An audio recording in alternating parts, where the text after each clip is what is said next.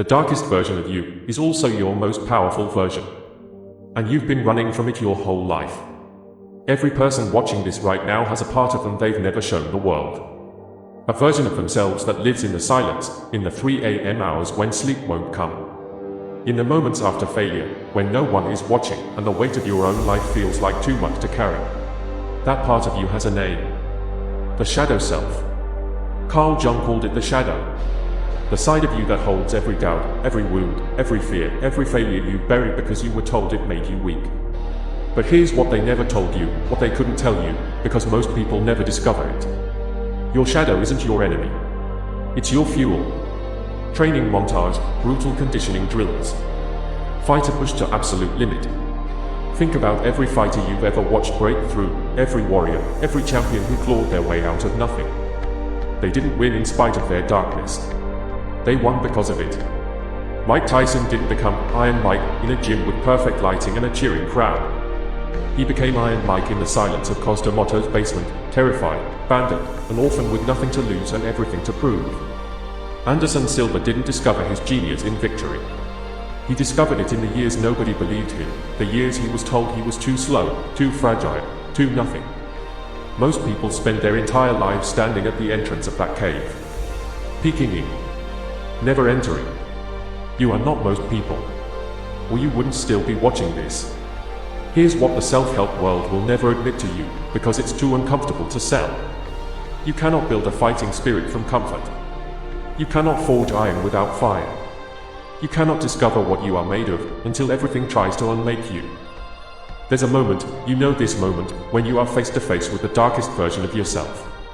Maybe it happened after a loss so crushing it rearranged your identity. Maybe it happened in a hospital room. Maybe it happened at the bottom of something you swore you'd never touch again. That moment, that specific, devastating, unbearable moment, was not sent to destroy you. It was sent to reveal you. Because the shadow isn't darkness for darkness's sake. The shadow is the part of you that has survived everything. Every betrayal. Every injury. Every time the world told you to quit and you found one more reason to stay. When you integrate your shadow, when you stop running from it and turn and face it, something extraordinary happens. The fear you've been carrying your whole life, it transforms. Into aggression. Into hunger.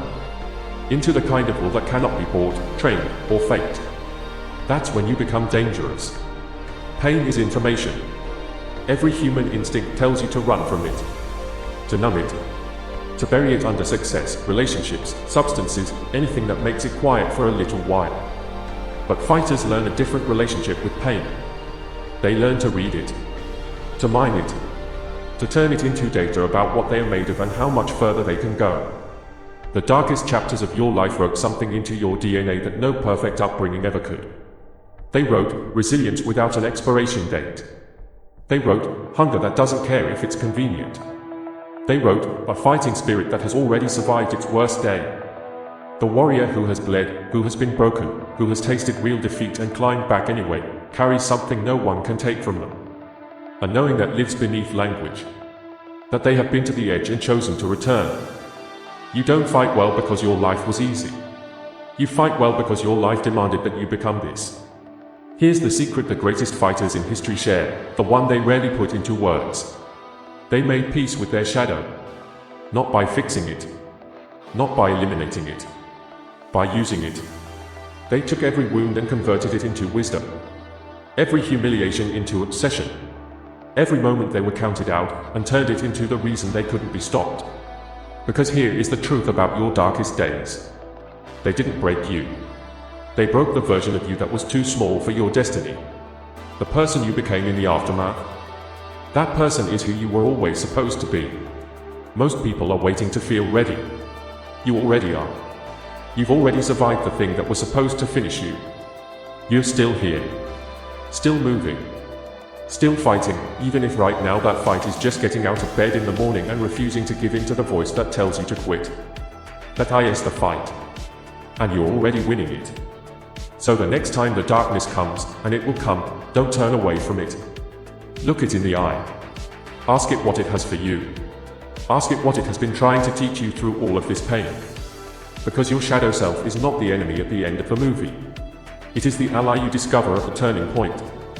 The strongest fighting spirit in the world doesn't come from a life without scars. It comes from a life that dealt you everything, and you refused to fold. It comes from every night you cried and woke up and kept going anyway. From every time the odds were against you and you chose to stay in the fight. From the shadow that you finally stopped fearing and started becoming.